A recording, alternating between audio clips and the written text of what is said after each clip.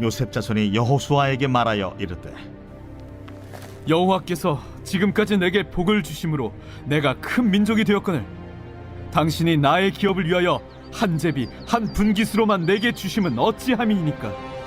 하니 여호수아가 그들에게 이르되 내가 큰 민족이 되므로 에브라임 산지가 내게 너무 좁을진데 브리스 족속과 르바임 족속의 땅 삼림에 올라가서 스스로 개척하라. 그 산지는 우리에게 넉넉하지도 못하고 골짜기 땅에 거주하는 모든 가나안 족속에게는 베스안과 그 마을들에 거주하는 자이든지 이스라엘 골짜기에 거주하는 자이든지 다 철병거가 있나이다. 여호수아가 다시 요셉의 족속 곧 에브라임과 므낫세에게 말하여 이르되 너는 큰 민족이여 큰 권능이 있은즉 한 분깃만 가질 것이 아니라 그 산지도 내 것이 되리니 비록 삼림이라도 내가 개척하라. 그 끝까지 내 것이 되리라. 가나안 족속이 비록 철병거를 가졌고 강할지라도 내가 능히 그를 쫓아내리라. 할렐루야. 우리 가운데 놀라운 승리를 주신 주님을 찬양합니다. 우리 그 놀라우신 하나님 앞에 우리 감사와 찬양과 영광의 큰 박수 올려드리겠습니다. 찬양과 기합당하신 주님, 거룩하신 주님, 영광스러운 주님의 보좌를 높여 찬양합니다. 할렐루야. 네, 하나님의 놀라운 은혜 가운데 우리 한몸 이룬 포드의 성도들 한번 이렇게 바라보시면서요, 또 영상으로 예배하는 우리 글로벌 포드 식구들, 또 네팔 현지에 나가 있는 우리 팀들에게도 한번 따뜻한 사랑과 격려와 축복의 박수를 보내도록 하겠습니다. 있는 모든 곳에 하나님의 거룩하신 영광의 임재가 함께하기를 주님의 이름으로 축원합니다. 할렐루야. 사랑하는 여러분, 성령 충만하십시오. 말씀 충만하십시오. 오늘 이 시간 우리를 사랑하시는 이로 말미암아 여러분, 우리 앞에 놓인 모든 문제와 모든 난관을 넉넉하게 이기며 뛰어넘는 하나님의 사람들 되시기를 주님의 이름으로 축원합니다. 우리 시간 잠깐 한번 우리 영적인 심호흡 했으면 좋겠는데요. 자, 한번 깊이 호흡을 들이마시면서 주님의 사랑을 우리의 영혼 육 가운데 받아들이고 그 놀라운 사랑의 힘으로 우리 안에 있는 모든 두려움과 잠재된 모든 불안과 걱정과 근심을 몰아내는 것이죠. 다시 한번 깊이 호흡을 들이마시면서 주님의 보혈을 우리의 영혼 육 가운데 받아들이고 그 보혈의 능력으로 우리 인생의 모든 악함과 교만과 모든 삶의 두려움을 몰아내는 것입니다. 육신의 질병을 끊어내는 것입니다.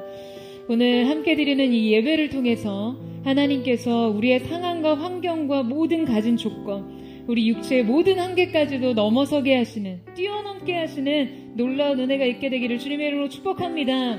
우리 옆에 사람에게 한번 힘있게 이렇게 선포하며 축복하도록 하겠습니다.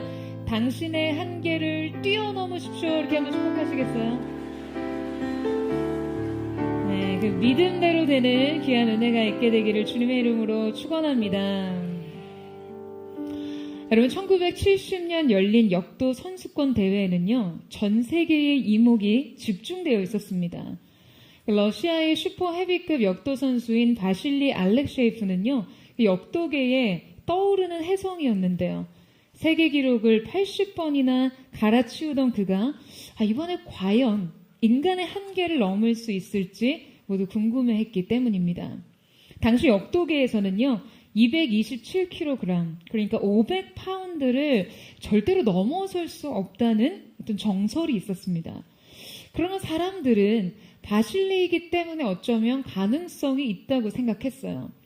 대회 당일 1차 시도만으로 우승을 확정지은 이 바실리는 마지막 도전에서 500파운드가 아닌 499파운드에 도전했습니다.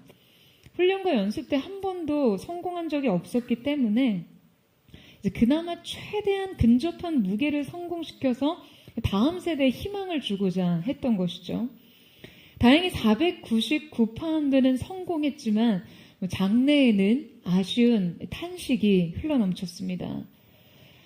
그런데 이제 이 바실리가 퇴장하기 직전에요, 안내 방송이 나왔어요. 여러분, 주최 측의 실수로 역기의 무게가 잘못 측정되었습니다. 방금 알렉셰이프 선수가 들어올린 역기는 499파운드가 아니라 501.5파운드입니다. 정정합니다. 장래에는 환호성이 터져 나왔어요. 인간의 한계가 깨진 것이었어요. 그 이후 그는 7년 동안 무려 80차례나 세계 신기록을 경신했습니다. 육체적으로는 달라진 것이 없었지만 할 수 없다라는 벽을 깨고 가능하다라고 생각을 바꾸자 잠자고 있었던 그 잠재의 능력이 깨어나게 된 것이죠. 놀랍게도 인간의 한계라고 여겨졌던 그 500파운드를 뛰어넘는 사람이요. 이 알렉시에프 선수 이후에 그해에만 6명이 나오게 됩니다. 여러분, 우리의 삶은 저마다 자기 삶의 결핍과 한계와 그냥 그 불가능해 보이는 경계선들 안에서 살아갑니다. 수없이 안 된다는 이야기를 듣습니다. 여러분, 그런데요, 우리는 한번 생각해 봐야 합니다. 우리가 어렵다고 생각한 그 일, 그것은 불가능하다라고 결론 지은 그 한계선이 하나님께서 우리에게 주신 무한한 가능성을 얼마나 가로막고 있는지 말이죠. 오늘 우리가 함께 읽은 요셉 지파의 이야기가 그것을 잘 보여주고 있습니다. 그들에게 주어진 불편한 한계, 불가능해 보이는 영역들, 그리고 그에 대한 하나님의 도전에 대해서 말이에요. 여호수아가 이끄는 이스라엘의 가나안 정복 전쟁은요, 31번의 전쟁을 통해 약속의 땅을 정복했습니다. 모든 왕들에게 항복을 받았고 전쟁을 승리로 이끌었어요. 자, 그리고 이제 그 정복한 땅들의 제비를 뽑아서 각 지파별로 분배를 받게 되죠. 자, 오늘의 본문은 가나안 땅의 주요 거점을 점령한 이후에 이스라엘 지파들이 각각 땅을 분배받는 과정에서 생긴 갈등의 내용들을 다룬 것입니다. 야곱의 아들 중에서 요셉 자손은요, 이 하나님의 축복대로 창대해져서 그의 아들인 므낫세와 에브라임의 이름으로 각각 두 지파를 이루게 됩니다. 이들은 각각 한 지파씩 독립된 지파로서의 책임을 다했는데요. 근데 정작 가나안 땅을 분배받는 과정에서 이들의 두 지파가 따로 제비를 각각 뽑지 않고 하나의 제비를 뽑았습니다. 자, 바로 오늘 본문이 이 이슈로 인해서 요셉 지파의 자손인 에브라임과 므낫세가 불만을 가지고 불평을 하는 장면이에요. 그러니까 우리가 얼핏 보기에는 한 지파의 한 제비라는 원칙을 자신에게 적용해 달라라는 이 주장이 설득력 있어 보입니다. 하지만 그들 중에 므낫세 지파의 절반은요, 이미 요단강 동편 땅의 비옥하고 넓은 지역을 차지하고 있었기 때문에 두 몫의 땅 분배를 이미 받았다고 할 수 있거든요. 게다가 그들이 차지한 영토의 크기에 따라 지파의 인구수를 비교해 봤을 때 이 요구는 실상 더 많은, 더 큰 땅을 가지려고 하는 소유욕과 잘못된 삶의 태도로부터 비롯된 것이었어요. 뿐만 아니라 그들 스스로 크다고 단언하는 것은요, 단지 숫자적인 의미만이 아니었습니다. 이 말은 자신의 출신이 존귀하다는 의미를 포함하고 있었어요. 그러니까 그들이 애굽의 총리였던 요셉의 후손들이었으니까요. 이 출신적인 우월감이 그들에게 교만의 빌미를 제공했다고 볼 수 있는 것이죠. 자, 여러분, 우리는 요셉 자손들의 불평과 요구사항에서 그들 마음속에 자리 잡고 있던 근본적인 삶의 태도를 엿볼 수 있는데요. 그들에겐 안정된 소유와 경계 안에 있는 것을 그저 받아 누리고 싶어하는 마음이 있었습니다. 그 안에서 자신에게 주어진 상황과 환경을 그냥 유리하게 이용하고 싶었던 것이죠. 싸우기를 거부하자 그들의 기업은 너무나 작게 느껴졌습니다. 싸움을 멈추자 그들의 마음에 묘한 불만이 생겼어요. 그때 그들은 이 불만족을 여러분 어떻게 해소하고 싶어 하나요? 그들은 이 불만족의 원인을 자신들이 가지고 있는 삶의 조건들에서 찾으려 했습니다. 내 삶의 경계가 왜 여기까지인지, 내 삶의 조건들은 왜 이것뿐인지를 생각하게 된 것이에요. 그들의 생각은 여기에 멈춰 있었습니다. 근본적으로 더 나은 삶에 대한 개척과 확장을 그냥 모두 거부하고 그저 주어진 조건을 세마는 삶에 머물러 있었어요. 그렇게 삶의 조건들을 따지다 보니까 그들은 불평과 불만족에 더 갇혀버리게 된 것이죠. 여러분, 우리는요, 이 요셉 자손들을 통해 우리 자신의 모습을 돌아봐야만 합니다. 우리가 우리의 삶에 만족하지 못하고 행복을 느끼지 못할 때, 여러분, 우리는 그 이유를 어디에서 찾고 싶어 하나요? 여러분, 우리는 내 삶의 조건들을 저평가하면서 불평하기 시작합니다. 그들은 충분히 좋은 조건의 기업을 받았음에도 불구하고 불만이 생겼어요. 이 축복에 대한 부당함을 느꼈습니다. 그 땅은 그들에게 그냥 너무나 비좁게 느껴졌어요. 여러분, 요셉 자손들의 이와 같은 불평과 요구사항에 여호수아는요, 현명한 지도력을 발휘하는데요. 자, 우리 오늘 보면 15절 말씀을 같이 한번 읽어보도록 하겠습니다. 15절 말씀 시작. 여호수아가 그들에게 이르되 내가 큰 민족이 되므로 에브라임 산지가 내게 너무 좁을진대 브리스 족속과 르바임 족속의 땅 삼림에 올라가서 스스로 개척하라 하니라. 여러분, 우리는 오늘 이 말씀을 통해 갈등에 대처하는 여호수아의 탁월한 지도력과 현명한 믿음의 대안을 통해 인생의 지혜를 발견하고자 합니다. 자, 그는 인생의 한계를 돌파하고 확장해 나가는 그 원리를 제시하고 있는데요. 그 첫 번째 원리는 내부의 황무지를 찾아라입니다.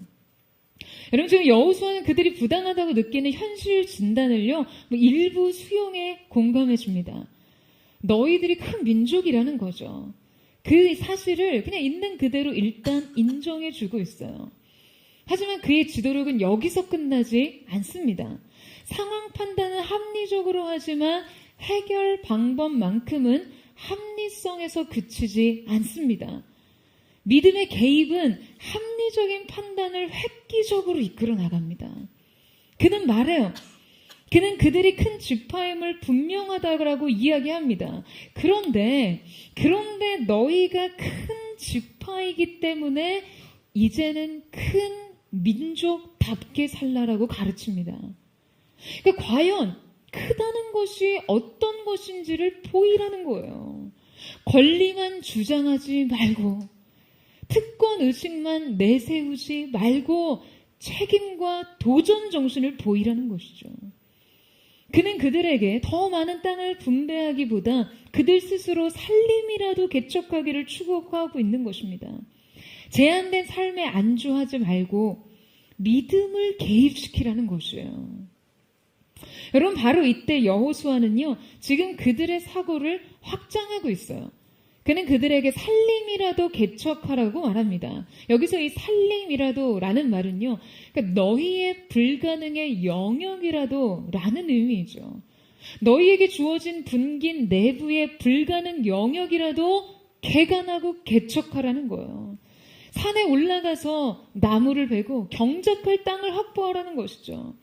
그냥 이것만큼은 안 된다고 생각한 영역을 되게 해봐라 라고 이야기하는 것입니다. 그러니까 이때 개척하다라는 이 번역된 베레타라는 단어의 원형은요, 주로 창조하다라는 의미로 사용됐습니다. 여러분, 여호수아식 사고방식을 가지세요. 여러분, 아멘이세요? 안 되는 걸 되게 하는 거, 여러분, 그것이 바로 창조입니다. 불가능하다고 판단한 일을 시도하는 거, 꿈꿔보지 않은 일에 도전하는 것, 그것이 창조의 원형에서 비롯된 행동이라는 것이에요. 여러분, 오늘날 덴마크는요, 아름답고 부유한 낙농 국가입니다. 그런데 원래 이 땅은 그리 비옥하고 풍요로운 땅이 아니었어요. 게다가 19세기 중반에 프러시아와 오스트리아 연합군과의 전쟁에서 아주 참패를 당하고 국토의 3분의 1을 독일에게 떼어줍니다. 그 3분의 1이 남부의 곡창지대였어요. 그러니까 남부 지역이라고는, 남은 지역이라고는 바다보다 지대가 낮고 북해와 발트해의 바닷바람으로 인해서 돌과 모래, 잡초만이 무성한 황무지였습니다. 뿐만 아니라 패전 이후에 막대한 전쟁 배상금을 치르느라 나라는 경제 파탄 지경이었고요. 그냥 온 국민은 시리에 빠지고 수많은 젊은이들은 비관론에 빠져 있었습니다. 바로 그때 루터교 출신의 그룬트비 목사님이 국민들을 깨워 일으켰어요. 그룬트비는 그의 나이 42세에 아주 강력한 성령 체험을 통해서 변화를 받고 국가 중흥 운동을 일으키는데요. 이때 그가 국민들을 이끌었던 구호가 바로 밖에서 빼앗긴 땅을 안에서 찾자입니다. 그는 학교를 세우고 성경을 바탕으로 날마다 같이 기도하며 일해서 낭농 기술 교육을 가르칩니다. 그가 100% 성경에 기초한 농민 부흥 운동을 일으키면서 그가 선포했던 말씀이요. 사도행전 3장 6절의 말씀이었어요. 은과 금은 내게 없거니와 내게 있는 것으로 내게 주노니 곧 나사렛 예수의 이름으로 일어나 걸으라. 국가적인 손실과 결핍의 직면에서 그냥 온 국민이 시리에 빠져 있을 때 남은 곳이라고는 척박한 자연 조건과 황무지뿐이었을 때요. 그는 아직 남아있는 것 중에서 되찾을 것을 생각하는 사람이었습니다. 나는 은도 없고 금도 없지만 내게 있는 것이 있다는 것이죠. 바로 나사렛 예수 그리스도의 이름으로 모든 것이 충분하다라고 생각했습니다. 여러분, 그는요 황무지가 문제라고 생각하지 않았어요. 그가 생각했을 때 그에게 더 큰 문제는 국민들의 황폐한 생각이었습니다. 그들의 그 황폐한 내적인 토지에 권능을 불어넣으려고 했어요. 여러분, 이 덴마크는요 북극바람이 불어오기 때문에 여름에도 서리가 내린다고 해요. 그래서 이 북극의 세찬 바람을 막기 위해 먼저 모래 땅에 나무 심기를 시작합니다.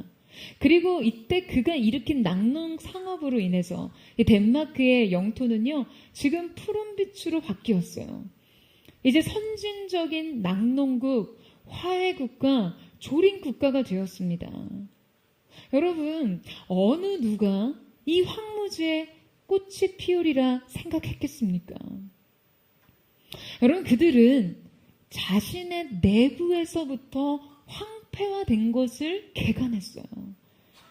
그들의 국토의 면적은 외연히 확장될 수 없었지만 내부적인 확장을 계속해 나갔습니다.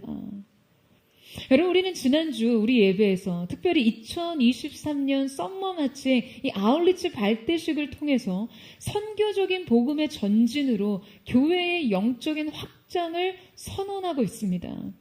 그런데 여러분, 우리의 진짜 경계의 확장과 돌파는요, 가장 먼저 내부에 개척되지 않는 황무지를 개간하는 것으로부터 시작되어야 합니다. 여러분, 아멘이세요? 올해 여름에 184명의 성도들이 해외와 국내 각지에 흩어져서 복음의 전진과 그 승리를 선언하고 돌아오겠지만요. 여러분, 가장 중요한 것은 우리가 어디에서 무엇을 하든지 가장 먼저 우리 내부의 황무지가 개간되고 개척되어야 한다는 것이죠. 여러분, 외연의 확장도 돌파고요. 내면의 회복도 돌파입니다. 성경은 안 된다는 생각을 구체적으로 실행으로 바꾸는 것이 창조의 일환이라고 가르치고 있어요. 떠나든 머물든 여러분, 우리는 싸워야 합니다. 새로운 땅에서든 어제와 다름없는 오늘 이곳에서든 여러분, 우리는 개척하고 개간해야 해요. 없다고 생각하는 것에서 있는 것을 찾는 것, 은과 금은 없거니와 예수의 이름을 발견하는 것, 빼앗긴 들에 꽃을 심는 것, 척박한 일상에서 감사하는 것, 안 된다고 생각하는 일에서 가능성을 일으키는 것, 어제의 은혜에서 내일의 희망을 발견하는 것. 여러분, 이 모든 것이 여호수아의 개척론, 바로 창조의 일환입니다. 여러분, 아멘이세요? 여러분, 선교를 떠나는 분이나 이곳에 계신 분이나 올 여름에는 모두 돌파하십시오. 여러분, 땅끝을 향해 떠나면요 회피가 되어서는 안 됩니다. 내 영혼 내부의 한계를 먼저 돌파하셔야 진정한 확장으로 나아갈 수 있는 것이에요. 여러분, 여러분의 인생을 확장하십시오. 일상의 새로운 영역을 창조하세요. 시간이 없다고 생각하지 마시고요. 뜻을 정해서 주님과 교제하시고요. 내 인생에 뭐 있어? 이런 생각하지 마시고요. 오늘 누리는 은혜에 감사하세요. 그 모든 것을 다시 개척하십시오. 저는 오늘 우리의 안과 밖의 모든 한계를 돌파하는 그 은혜의 확장이 있게 되기를 주님의 이름으로 축원합니다. 여러분의 일상, 여러분의 내부의 내면 세계에 황폐해진 그 황무지와 같은 황폐해진 생각과 그 마음과 덧없음 모든 것에 하나님의 새로운 개간의 능력, 믿음의 돌파의 능력이 임하게 되기를 주님의 이름으로 축원합니다. 인생의 지경을 확장하고 돌파해 나가는 원리 두 번째는 안 되는 이유를 버리라 입니다. 오늘 본문의 요셉 자손들에게도 이 황폐화된 내적인 문제가 있었어요. 그들이 여호수아의 제안의 명령에 자, 여러분 어떻게 대답하고 있습니까? 자, 우리 함께 16절 말씀 보시겠어요? 16절 말씀 같이 한번 읽도록 하겠습니다. 시작. 요셉 자손이 이르되 그 산지는 우리에게 넉넉하지도 못하고 골짜기 땅에 거주하는 모든 가나안 족속에게는 벳스안과 그 마을들에 거주하는 자이든지 이스라엘 골짜기에 거주하는 자이든지 다 철병거가 있나이다 하니. 자, 여러분 지금 그들이 무슨 말을 하고 있습니까? 한마디로요, 안 된다는 거예요. 여러분 저는 정말 이런 사람들이랑 체질이 안 맞습니다.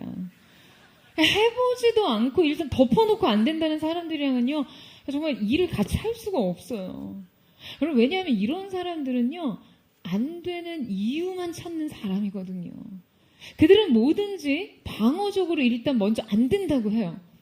안 된다고 해야 자신이 안전하다고 느낍니다. 자신의 책임을 면할 수 있다라고 생각해요. 가능성 0을 깔아두고 뭐 혹시 할 수 있으면 되면은 좋은 거고 할 수 없어도 자기 자신을 지키게 되는 것이죠. 그러니까 이런 사람들은 보통 안 된다는 말 속에서 안정감을 느끼면서도 안 되는 이유가 상황 때문이라고 착각해요. 주어진 조건 때문이라고 생각합니다. 그리고 우깁니다. 여러분, 이건 단지 분석과 판단의 문제가 아니에요. 이거는 분명 태도의 문제입니다. 분석과 판단은 당연히 냉철해야죠. 여러분, 안 되는 이유에는요, 어디에든 있습니다.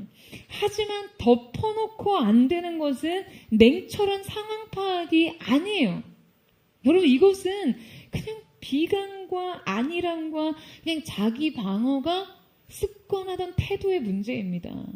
책임지고 싶지 않기 때문에 그래요. 이런 사람들은 어떤 목표를 성취할 때 장애물에 대해서 말하기를 즐겨합니다. 그러니까 본질의 힘으로 그 모든 것을 뚫고 갈 내적인 동기와 그 힘을 기르려고 하기보다는 자신의 비관론을 도울 그 상황을요, 그 조건을요, 크게 확대시키면서 설득력을 가지려고 해요. 오히려 장애물을 자신의 부정적인 태도와 인식에 있어서 아주 적절하게 활용하려고 할 뿐이죠. 여러분 지금 요셉 자손들이 그 땅을 개척할 수 없다고 말하는 결정적인 이유가요. 가나안 거민들이 모두 철병거를 가지고 있다라는 것이었어요. 그러니까 당시 가나안 북부 지역에 거주하고 있는 가나안 족속들은 이미 철병거를 갖고 있었습니다. 그러니까 당시 청동기 문화권에 살고 있었던 이스라엘 백성들은 뭐 당연히 그들의 위세에 눌릴 수밖에 없죠. 뭐 생각해 보세요. 보병부대랑 전차부대, 기마 전차부대가 싸우면 당연히 보병이 열세입니다.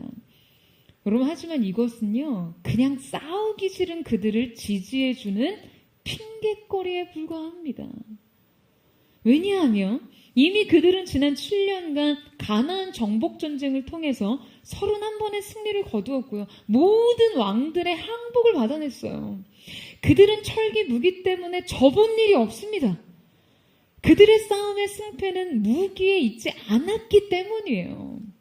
그런데 그들이 믿음의 답을 쓰기 싫을 때, 그들은 항상 이 현실, 이 조건, 이 상황 뒤에 숨고 싶어 합니다.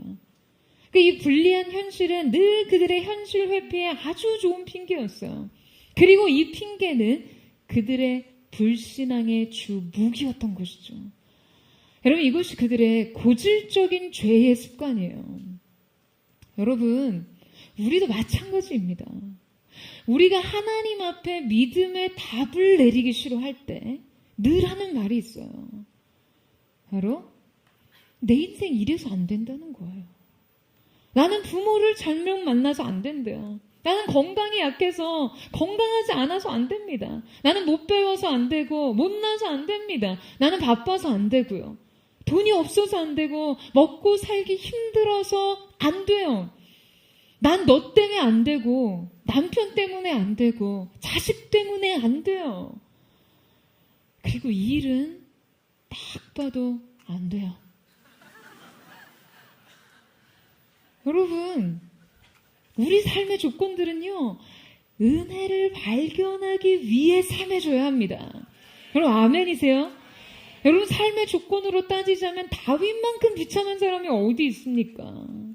그냥 애초 부모로부터 최소한의 존중도 받지 못한 사람이었어요. 그가 나라를 구한 공적은요, 오히려 그의 삶에서 공개수배 이유가 됐습니다. 나라의 운명을 바꾼 만큼 배척받았고 나라를 위기에서 건진 만큼 그는 위험에 처했어요. 미움을 받았어요. 여러분, 가정 환경으로 따진다면 요셉만큼 비참한 사람이 어디 있나요? 그는 일찍이 사랑하는 어머니를 여의고 자신의 배다른 형제들에게 살해 미수와 인신매매로 먼 이방 나라의 포로로 끌려갑니다. 아무리 성실히 열심히 살아도 그의 삶은 그냥 점점 더 시궁창에 빠지는 듯하죠.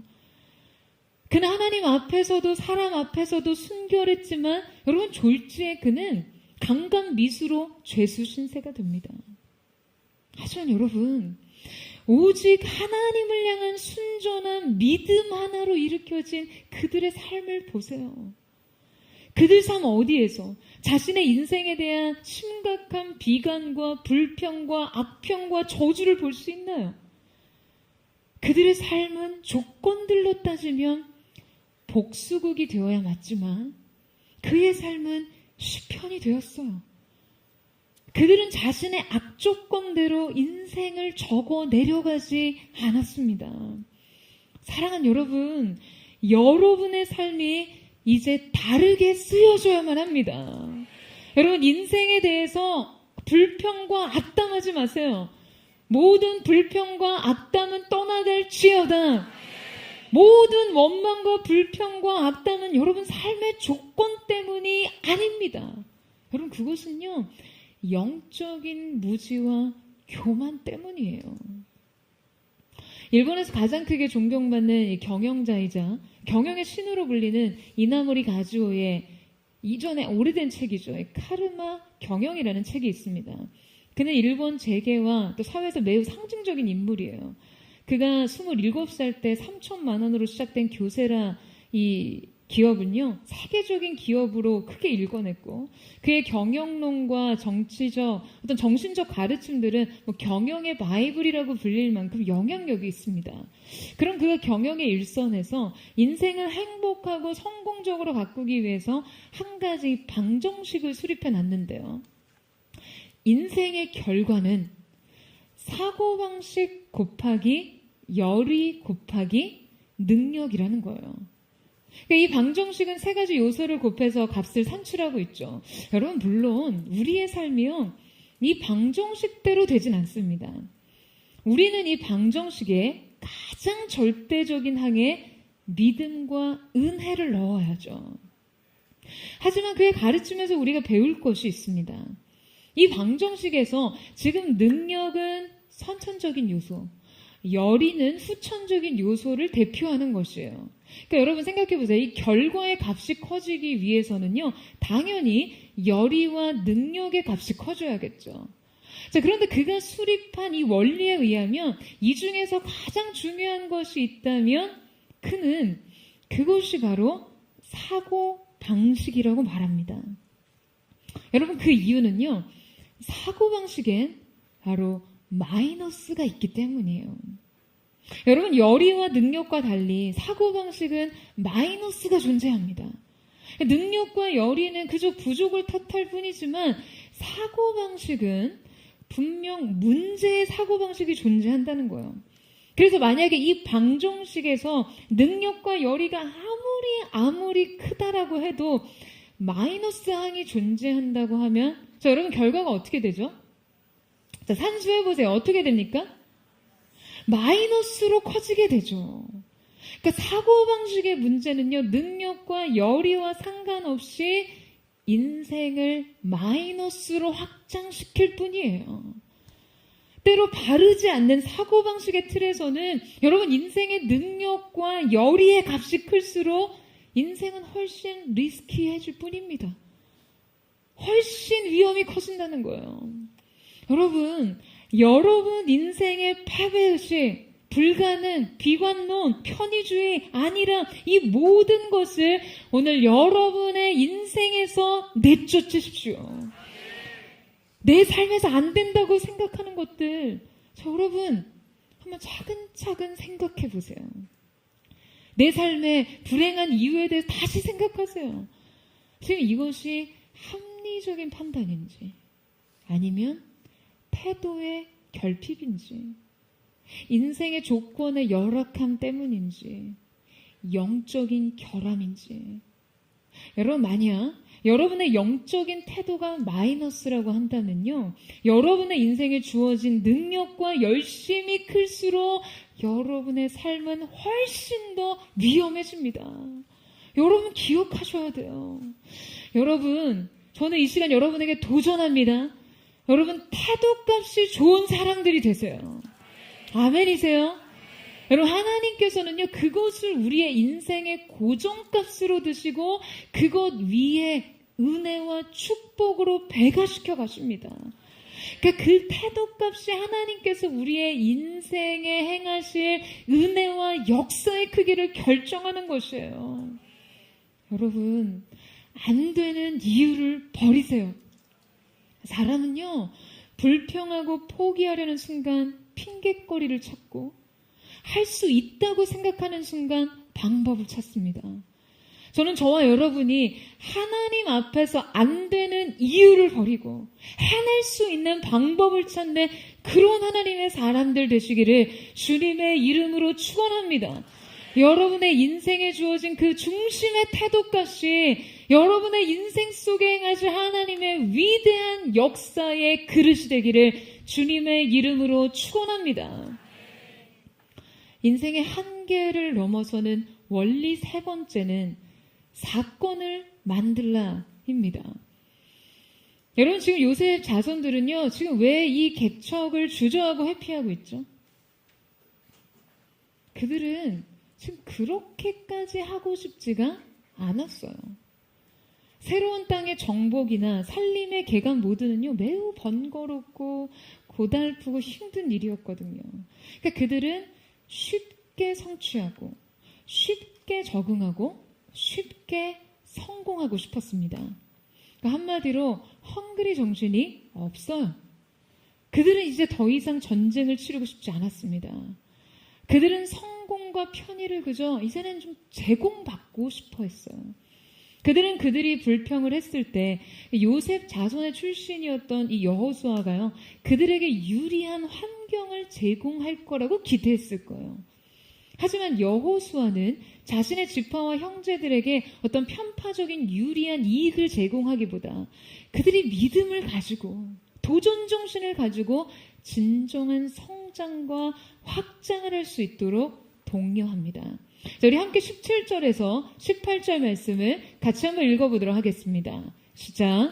여호수아가 다시 요셉의 족속 곧 에브라임과 므낫세에게 말하여 이르되 너는 큰 민족이요 큰 권능이 있은즉 한 분깃만 가질 것이 아니라 그 산지도 내 것이 되리니 비록 삼림이라도 내가 개척하라 그 끝까지 내 것이 되리라. 가나안 족속이 비록 철병거를 가졌고 강할지라도 내가 능히 그를 쫓아내리라 하였더라. 여러분 지금 여호수아는 요셉 자손에게 다시 강조하죠.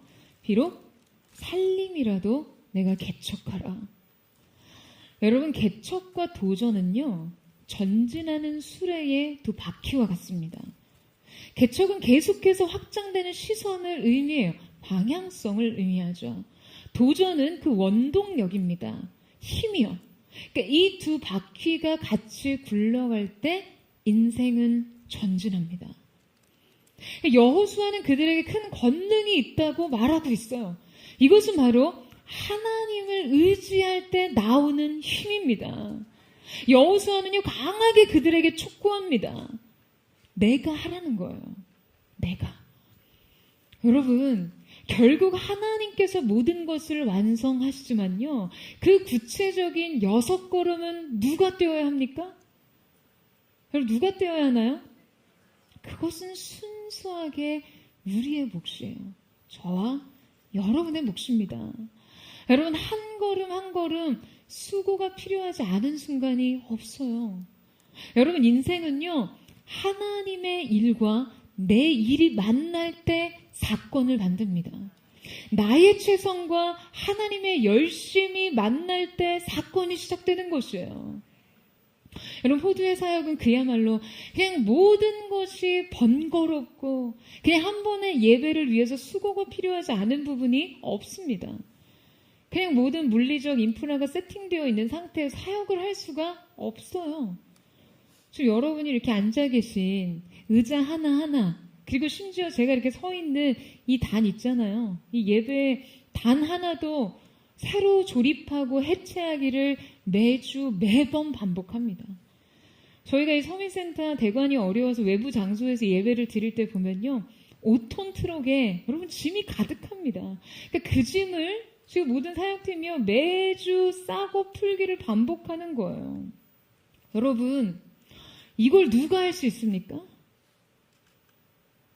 비록 살림이라도 개척하고자 하는 사람들을 통해서요. 포드 사역을 관심 있게 보시는 주변의 목회자 분들이요, 저희 그런 말씀 많이 하세요. 어떻게 포드처치는 그렇게 전문 인력들이 많냐. 너무 좋겠다. 젊은이도 많고 부러움과 칭찬을 많이 듣습니다. 특별히 많은 사역팀 중에서도 매주 저희 예배가 이제 글로벌 포드에게까지 라이브로 송출되기 위해서 지금 이 영상 촬영과 송출에 헌신한 중계팀이 13명인데요. 이 지체들이 매주 저 무거운 카메라를 들고 1, 2부 라이브 예배 중계를 섬기고 있어요. 여러분, 예배 하나 섬기고 나면요, 이 무빙 카메라를 들고 촬영하는 자매들 팔다리가 후들거립니다. 우리가 뜨겁게 찬양하고 예배하는 순간 이 예배의 시공간을 확장을 책임지는 이 지체들의 섬김은 그냥 쉬지 않고 계속되고 있는 것이죠. 매주 라이브 영상 송출의 스위처를 맡고 있는 저 위에 촬영 부스에 중계 조명 자막팀이 함께 섬기고 있는데요. 그 부스에서 일어나는 예배 현장은 정말이지 여러분 전쟁이에요. 그냥 저 부스는 전쟁 참호와 비슷하다고 보시면 됩니다. 얘기를 들었는데 예배 하나 섬기고 나면 너무 긴장하고 너무 집중해서 섬겨서 장악하는 자매 등에 땀이 흥건하다는 얘기를 들었어요. 근데 여러분, 놀라운 것은요, 저희 포드 중계 전 인원에 한 명도 영상을 업으로 먹고 사는 전문 인력이 하나도 없다는 사실입니다. 저희 예배가 창립 이전에 3주간 기도 모임으로 시작했는데 기도 모임부터 라이브 송출을 했어요. 그때 최초 세팅 작업이야 전문 인력들의 조언과 도움을 받았죠. 하지만 이 사역을 1년 이상 실제 카메라 메고 버티고 그냥 스위처 앞에서 덜덜 떨면서 지속해온 주역들은요, 정작 영상 전공자들이 아닙니다. 전문가들이 아니에요.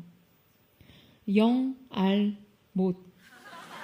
영상을 알지 못하는 사람들입니다. 그래서 여러분 궁금하지 않으세요? 아니 그렇다면 어떻게 이걸 해왔단 말인가? 여러분, 배운 거예요. 0에서부터 배웠습니다. 섬기려고 걸음마부터 배워서 시작한 일이에요. 이 사역을 위해 전문가들을 모시고 강의를 듣고 직접 연구하고 고민해서 포드만의 사역 매뉴얼을 만들어서 왔어요. 그냥 카메라도 제대로 모르고 카메라 조작법도 모르는 사람들이 이제 카메라 워킹까지 미리 고민하고 콘티를 짜고 계획해보고 시뮬레이션하고 그렇게 진행해온 사역이에요. 여러분, 조명도요. 장비 구입하고 그때부터 그냥 배우기 시작했어요. 조명 감독님 모셔다가 교육 받으면서 배운 겁니다. 모르는 건 배워서, 안 되는 건 되게 해서 해내는 마음. 여러분, 그것이 매주의 섬김이었어요. 이렇게 배워가면서 포드만의 매뉴얼을 만들어 매주 지속하고 있는 것이죠. 여러분, 이 전문성이 어디에서 나옵니까? 여러분, 이 전문성이 어디에서 나올까요? 배우려는 사람, 성장하려는 사람, 해내야 할 목적과 이유가 있다면 안 되는 걸 되게 하는 사람에게서 나오는 것입니다. 어떻게 하면 더 잘할 수 있을까? 매번 자기의 반성과 복귀와 성찰을 끈질기게 해내는 사람들에게서 나오는 거예요. 여러분, 저는 이것이 포드의 스피릿이라고 생각합니다. 바로 살림이라도 개척하는 정신이에요. 여러분, 저는 저와 여러분 안에 이것이 포드의 모든 성도들의 중심의 태도가 되기를 주님의 이름으로 축원합니다. 오늘도 전쟁의 참호 속에 있는 것 같은 우리 중계, 조명, 많은 예배, 음향 스태프들 향해서 한번 축복의 박수 한번 보내주시겠어요?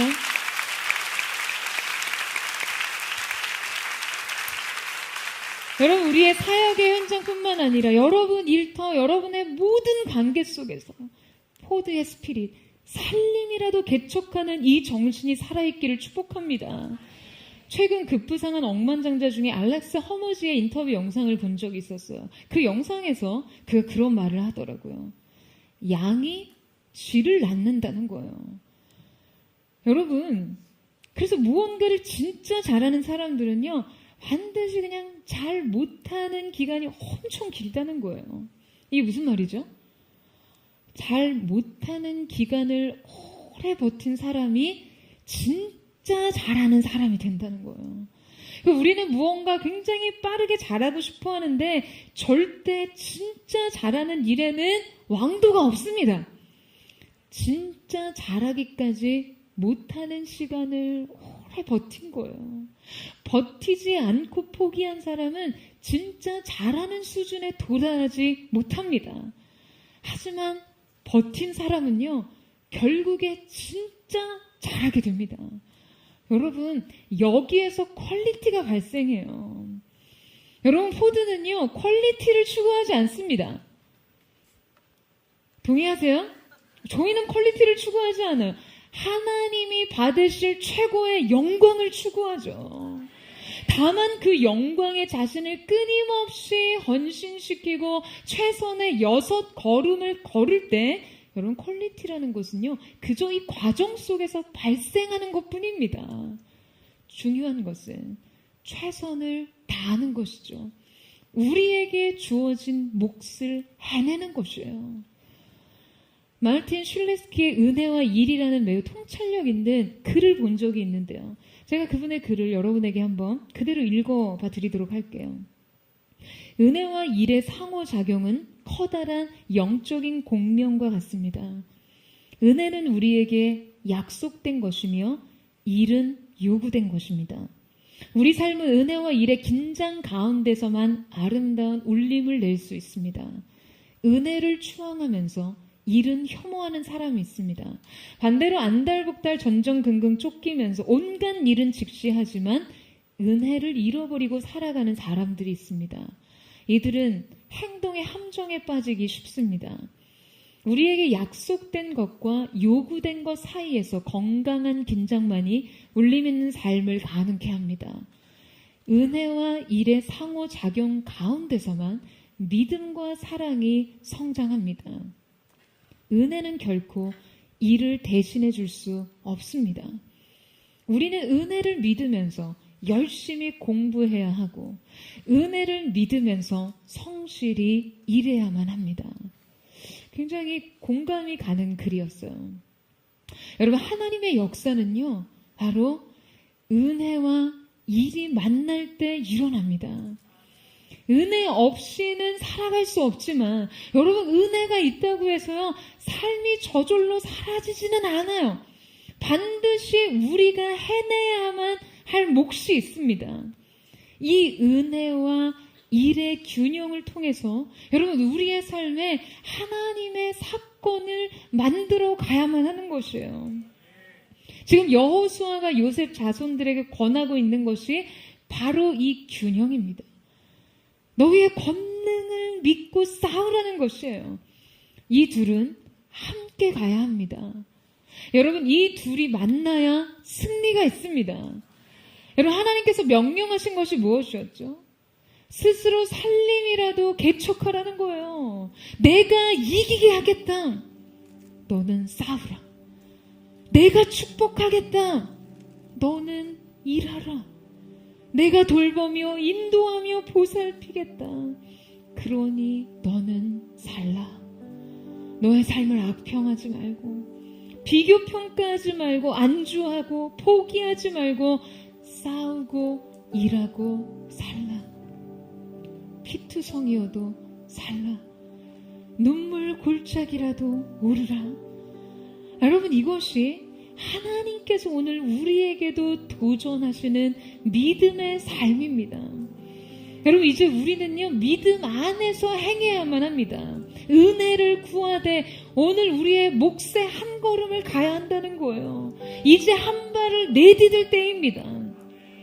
오늘 이 예배를 마치고 여러분의 발걸음이 어디로 향하든지 여러분 한 가지를 기억하세요. 그곳이 어디든 내적인 것이든 외적인 것이든 어디든 황무지를 개간하십시오.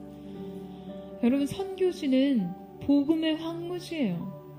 그리고 일상은 감사의 황무지입니다. 우리가 선 곳이 어디든 여러분이 믿음으로 개간해야 될 아직 개간되어야 할 땅을 발견하세요. 내 영혼 내부에 있던 낯선 땅 한가운데 있던 여러분 주님은 그곳에서 우리가 포기하지 않고 악평하지 않고 안주하지 않고 권능을 믿고 싸우고 일하고 개척하고 개간하기를 원하십니다. 여러분 이 사실을 믿으세요? 사랑하는 여러분 은혜 아래서 일하세요. 일을 하더라도 열심히 성실히 하세요. 지혜가 부족하면 지혜를 구하면서 능력이 부족하면 능력을 구하면서 하나님의 사건을 여러분의 인생 속에 일으키십시오. 저는 우리의 여름 황무지에 핀 장미꽃을 함께 심고 거두기를 원합니다. 땅끝까지 이르러 복음을 심고 오늘 여러분의 일상의 한복판 그 자리에 하나님의 사건을 심는 은혜, 믿음을 심고 은혜를 추수하는 거룩한 하나님의 사람들, 거룩한 믿음의 한 사람 되시기를 주님의 이름으로 축원합니다. 오늘 이 시간에 함께 찬양하며 기도하며 나아갔으면 좋겠습니다.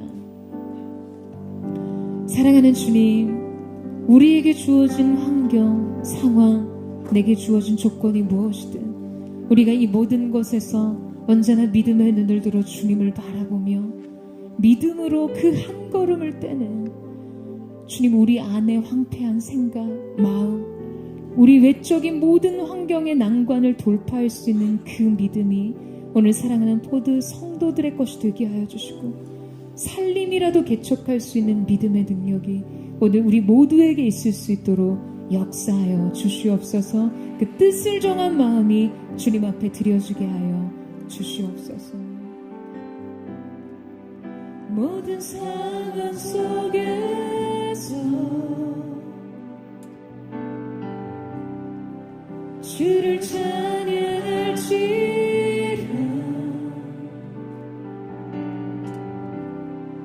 주는 너의 큰 상급 큰 도움이시라.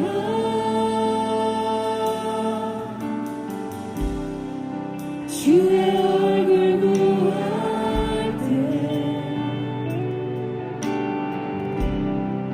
주의 영을 부으사 주신 사랑 안에서 주를 보게 하소서.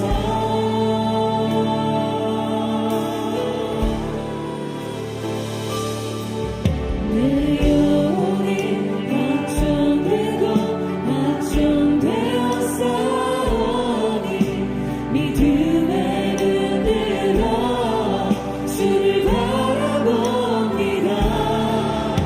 내 영혼이 확정되고 확정되어 싸우니 믿음의 눈 들어 주를 바라봅니다.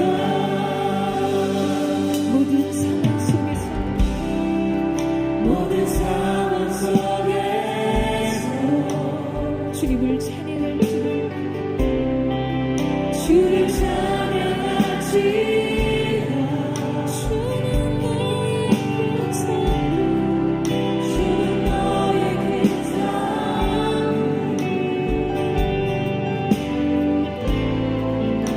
그 너음이시라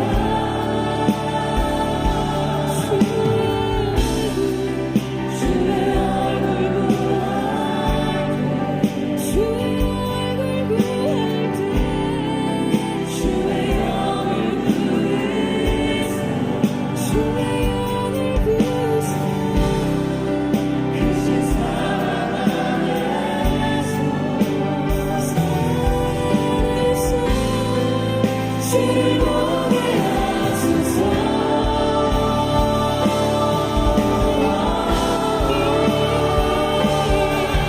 내 영혼이 낙천되고 낙천되어 싸우니 믿음의 눈 들어 주를 바라봅니다. 내 영혼이 낙천되고 낙천되어 싸우니 믿음의 눈 들어 주를 바라보. 내 영혼이 확정되고 확정되어 싸우니 확정되고 확정되어 싸우니 우리의 믿음의 눈을 들어 우리가 주님을 바라봅니다.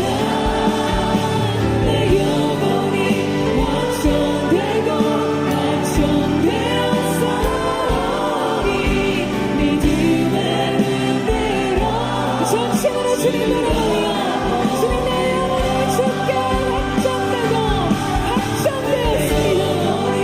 확정되고 확정되어 싸우니 믿음의 눈 들어 주를 바라봅니다. 내 영혼이 확정되고 확정되어 싸우니 믿음의 눈 들어 주를 바라봅니다. 사랑하는 주님, 우리가 상황과 환경과 조건 속에 매여 있었던 우리의 마음을 주님께 드리기를 원합니다. 이 모든 인생의 불평의 조건들, 우리의 삶 속에 우리를 힘들게 하는 삶의 많은 조건들에 대한 우리의 불행을 느끼는 이 모든 감정들을 주님 손에 의탁하며 나아가기를 원합니다. 사랑하는 여러분, 오늘 요셉 지파의 마음처럼 여러분의 인생 속에서 이것은 불합리하다고, 이것은 내 인생에 하나님의 은혜가 부족한 것이라고 여러분 그렇게 여러분의 삶 속에 불평하며 악담하며 여러분 그렇게 불만족에 머물러 있는 그 인생의 문제는 무엇입니까? 무엇이 여러분의 인생의 발목을 잡고 있나요? 사랑하는 여러분, 오늘 이 시간 우리가 하나님 앞에 정말 우리가 하나님 앞에 핑계했던 모든 것을 주님 앞에 내려놓고 회개하며 나아가기를 원합니다. 사랑하는 주님, 나의 삶 속에 오직 주님을 바라보는 새로운 믿음의 눈이 열려지게 하여 주시옵소서. 상황을 바라봤던 문제 속에 매몰되었던 그 문제를 바라보며 주었던 상한 감정, 부정적인 감정과 판단의 시선이 아닌 믿음의 눈을 들어 주님을 바라볼 수 있는 새로운 한계를 돌파하는 믿음의 능력이 주어지게 하여 주시옵소서. 기름 부어 주시옵소서. 새 마음을 드리게 하여 주시옵소서. 새로운 태도를 드리게 하여 주시옵소서. 우리 그 마음 고백하며 주의 모든 것을 초월하는 생애를 바라나갑니다. 우리 주의 언어를 듣고 우리 하시는 동성으로 기도하겠습니다. 주여, 사랑하는 주님, 오늘 이 시간 우리의 삶을, 우리의 영혼의 발목을 붙잡고 있었던 그 수많은 인생의 문제들, 우리가 함께하는 문제를 인정하고 우리의 인생의 경험이라고, 우리의 인생의 한계라고 불평하고 그 모든 것을 안고 우리가 믿음의 눈을 들기를 원합니다. 우리의 중심을 주님 앞에 세우기를 거룩하신 주 역사하여 주옵소서. 생애가 부어지게 하옵소서. 오늘 하나님의 앞에서 우리가 새로운 성의 손길을 구하며 거룩한 삶의 한계를 뛰어넘는 은혜의 자리를 수 있도록 역사하여 주시옵소서. 모든 불신앙의 태도들, 불순종의 태도를 끊어지게 하여 주시고 주님을 바라보는 삶의 속에서 안 된다고 믿게 되는 삶의 그 수많은 조건들에 대한 불정을 멈추고 주님을 바라보게 하여 주시옵소서. 주님을 바라보게 하여 주시옵소서.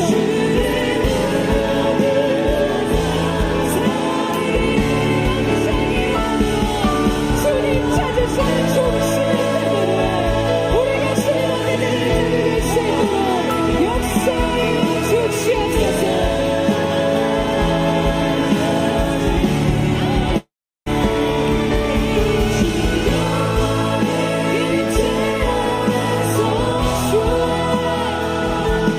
주의 사랑을 높여드리네. Sing Majesty.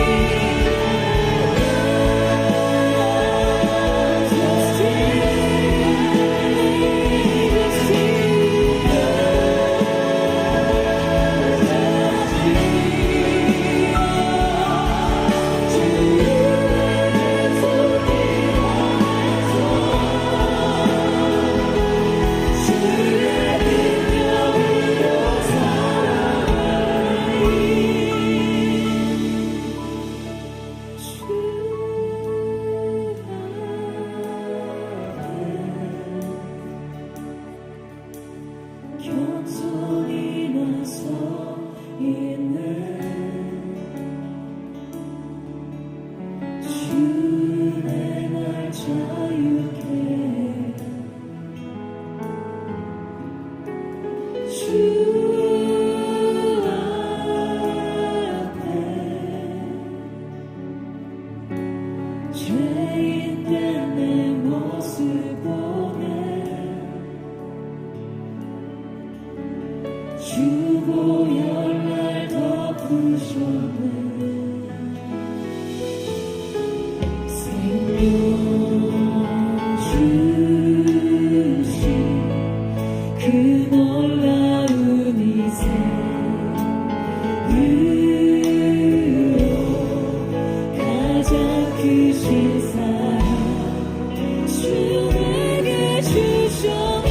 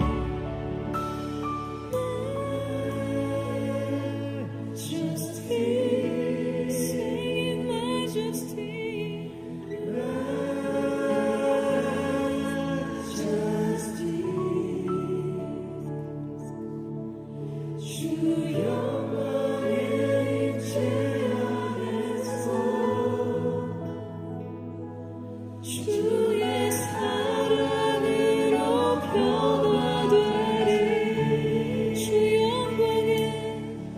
주 영광의 임재 안에서 주의 사랑으로 변화되리. 사랑하는 주님, 오늘 이 시간 사랑하는 포도의 성도들의 중심이 주님의 손 안에서 자신의 인생이 언제나 새롭게 빚어지기를 꿈꾸며 소망하는 한 사람이 되게 하여 주십시오. 우리가 믿는 것과 아는 것이 하나가 되어 그리스도 예수의 장성한 분량까지 이르기를 원하는 그 성장의 확장을 모두가 꿈꿀 수 있도록 역사하여 주시옵소서. 사랑하는 여러분, 여러분의 인생 속에 안 되는 이유를 버리시기를 축복합니다. 살림이라도 개척할 수 있는, 개간할 수 있는 믿음의 능력이 오늘 여러분의 것이 되기를 원해요. 여러분의 인생 속에 철병거의 문제가 없는 적이 있었습니까? 여러분이 인생 돌파하며 여러분이 굽이치는 삶의 길목마다 해결하며 이기며 와했던 그 수많은 삶의 문제 속에 철병거의 문제가 없었냐고요? 여러분을 두렵게 하고 여러분의 영적 발목을 잡게 만들고 여러분이 여기까지 더 이상은 어려운 한계 상황이라고 판단했던 인생의 철병거 오늘뿐이었습니까? 여러분, 아니에요. 그런데 오늘 우리가 인생의 철병거를 보는 이유는 무엇입니까? 여러분, 믿음이 부족해서요. 믿음으로 그 모든 것을 능가하며 넘어설 수 있는 하나님의 무한한 전능을 신뢰하는 믿음의 시선이 부족하기 때문입니다. 영혼의 수위로 넘어서며 이길 수 있는 그 믿음의 중심이 부족하기 때문이에요.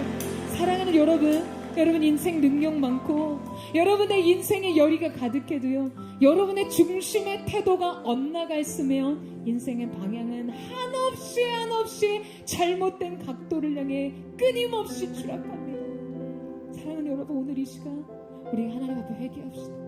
또한 대적을 향해서는 대적하기를 원합니다. 주님, 우리가 하나님 앞에 얼마나 많은 핑계거리 뒤에 숨었습니까?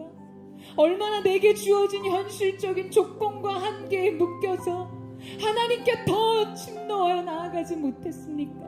얼마나 많이 불평했습니까? 얼마나 많이 내 인생의 결함과 내 인생의 부족을 논하며 하나님을 원망했습니까? 주님, 용서해 주십시오.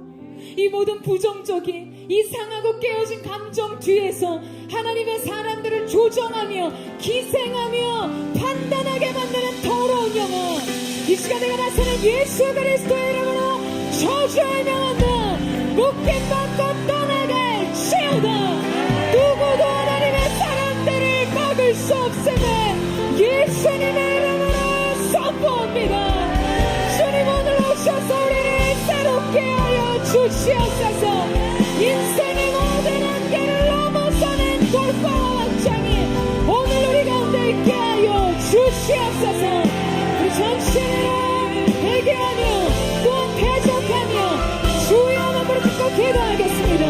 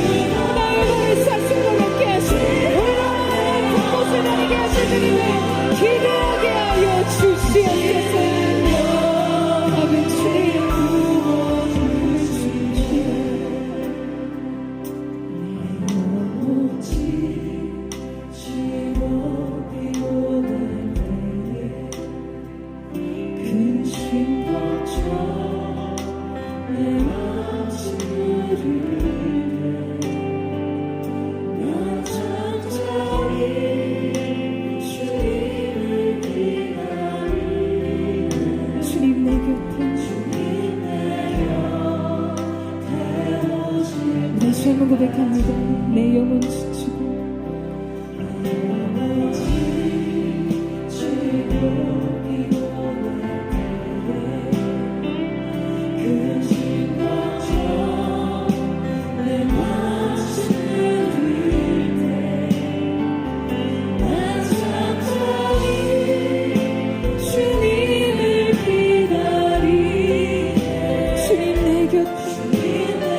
주님 내 곁에 오실 때까지 주 나를 교사 위에 세우네 거칠어도 위롭게 하시네 주만 의지할 때가 주네 그 신능력 이 전설로 주를 일으켜 아멘 주님 우리 아무의 삶에 우리를 사랑하시는 이로 말미암아 넉넉히 얘기하는 자들이 되게 하여 주시옵소서 주를 의지할 때가 나 주네 이 주님을 다시 한번 주를 일으켜 산 위에 세우네 거칠어도 위롭게 하시네 주만 의지할 때가 주네 그 신능력 내게 부어주시네 주 나를 겨자리에 세우네 거칠어도 위롭게 하시네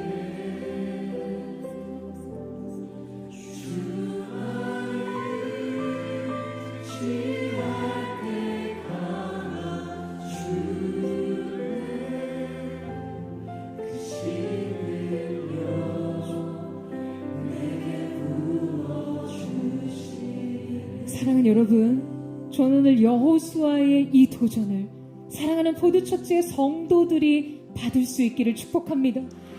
비록 살림이라도 개척하며 개간할 수 있는 도전 정신과 개척의 정신이 우리 사랑하는 포도의 성도들이 되기를 주님의 이름으로 축원합니다.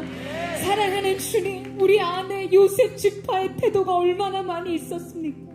자기 중심적인 어떠한 상황과 환경에서도 나에게 유리한 조건과 내게 유리한 상황을 만들기 위해서 애썼던 사역의 현장이든 삶의 현장이든 일터의 현장에서든 이 이기심과 자기 중심성을 버리고 주님, 오늘 이 시간 하나님이 이 여호수아에게 주셨던 이 영적인 스피릿과 같이 포도의 성도들이 그 마음으로 나설 수 있기를 주님 사모하며 나아가기를 원합니다. 여러분 사모하십니까? 여러분 사모하세요?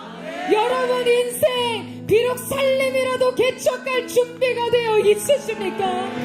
여러분 저는 이것이요 정말 포도처치의 영적 스피릿이 되기를 원합니다. 코로나 상황에서 모든 교회들이 문을 닫아야 하는 그 상황에서도 하나님께서 재난 중에 부흥을 외칠 수 있는 교회가 필요하다고 여기시며 문을 여는 것이 우리의 믿음의 반응일 수 있기를, 이것이 모든 사역의 현장마다 우리의 인생마다 하나님을 향한 우리의 정신이 되기를 예수님의 이름으로 축원합니다. 주님 우리 가운데 새 마음을 허락하여 주시옵소서. 살림이라도 개척하며 개간하는 영성이 우리의 것 되게 하여 주시옵소서. 여러분 저희 다 같이 그 자리에 한번 일어났어요. 다 같이 그 자리에 일어나셔서 우리 전심으로 주님 이 시간 우리의 삶, 우리의 모든 삶, 황폐해진 우리의 심령, 우리의 모든 삶, 우리의 시대 가운데 거룩한 부흥의 역사가 임하게 하여 주시옵소서.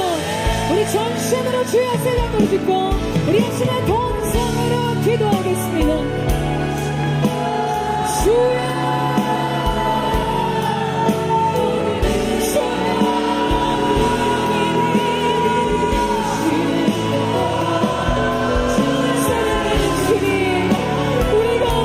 주님에게 우리의 중심 깨어있는 우리의 마음에 떠도를 드리는 자로 이스라엘의 뜻을 실행하는 어느 땅 높은 가도 큰 거리를 전진으로 넓은 고향을 향해 살아갈 수 있도록 역사하여 주시옵소서.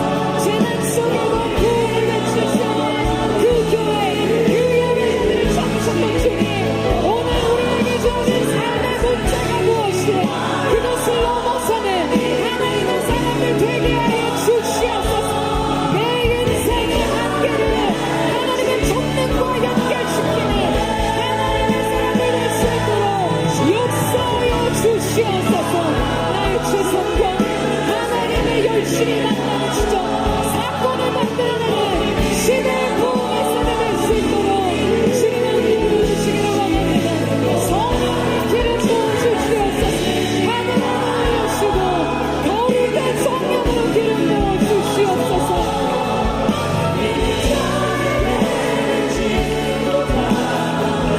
주의 말씀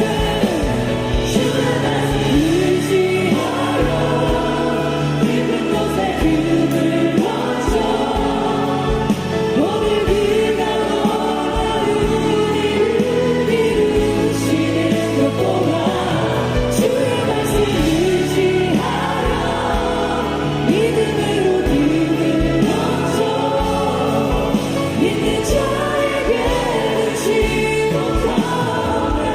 전능하신 나의 주 하나님은 전능하신 나의 주 하나님은 능치 못할 일 능치 못하실 일 전혀 없네. 우리의 모든 간구도 우리의 모든 생각도 우리의 모든 꿈과 모든 소망도 신실하신 나의 주 하나님은 신실하신 나의 주 하나님은 우리의 모든 괴로움 바꿀 수 있네. 불가능한 일 행하시고 죽은 자를 일으키시는 주님, 전능하신 주님, 주님을 의지하며 나아갑니다.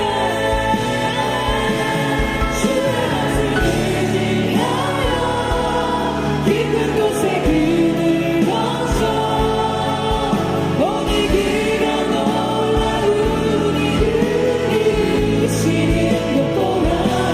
주의 말씀 의지하여 믿음으로 그늘 던져 믿는 자에게 지 못하. 주의 말씀 의지하여 주의 말씀 의지하여 깊은 곳에 그늘 던져 오늘 주께서 행하신 놀라신 일을 사랑합니다. 이루시는 것 보라. 주의 말씀 의지하여 믿음으로 그늘 던져 믿는 자에게 능치 못하고 믿는 자에게 주님 그렇습니다.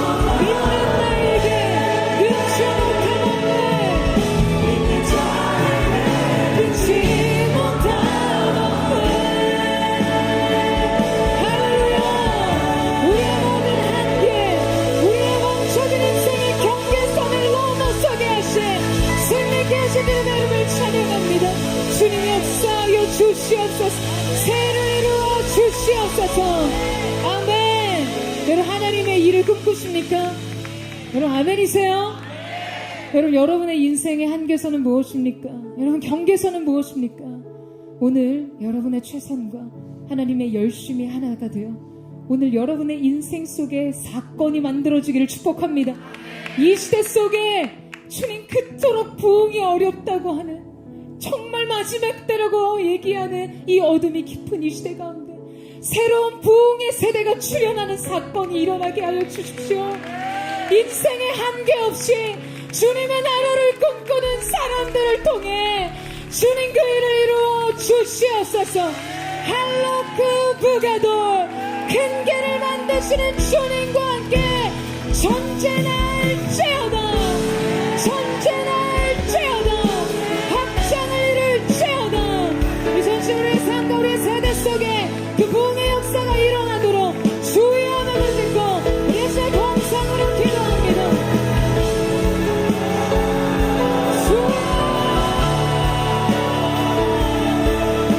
거룩하신 주님, 오늘 주님께서 우리 가운데 행하신 위대하신 일을 바라봅니다. 주님께서 원하신 세대를 꿈꾸는 각 사람의 인생 속에 거룩하신 주님, 주님의 일을 이루어 주시옵소서. 주님 역사하여 주시옵소서. 주님의 뜻을 이루어 주시옵소서.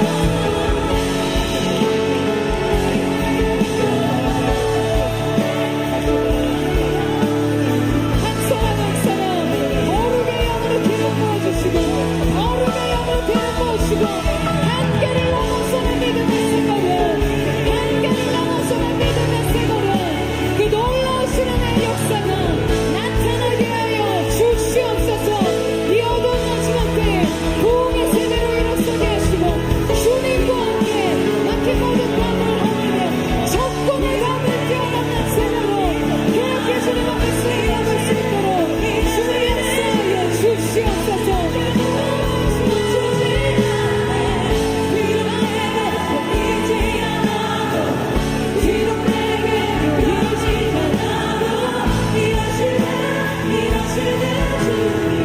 주님, 거룩하신 주님의 은혜가 있기를 원합니다. 사랑하는 주님, 오늘 이 가운데 하나님의 나라가 임하였음을 선포합니다. 모든 대적의 어둠과 계략과 묶임이 예수님의 이름으로 떠나가게 하여 주시옵소서. 우리에게 하나님이 단 한 번도 안 된다라고 말씀하신 적이 없습니다. 여기까지라고 말씀하신 적이 없습니다. 주님, 사냥꾼의 올무에서 벗어난 새처럼 주님과 함께 창공을 비상하는 거룩한 새로운 도약과 비상이 버드처치 모든 성도들의 삶과 주님의 몸된 교회 위에 임하게 하여 주시옵소서. 놀라운 승리가 있을지어다. 은혜의 원장이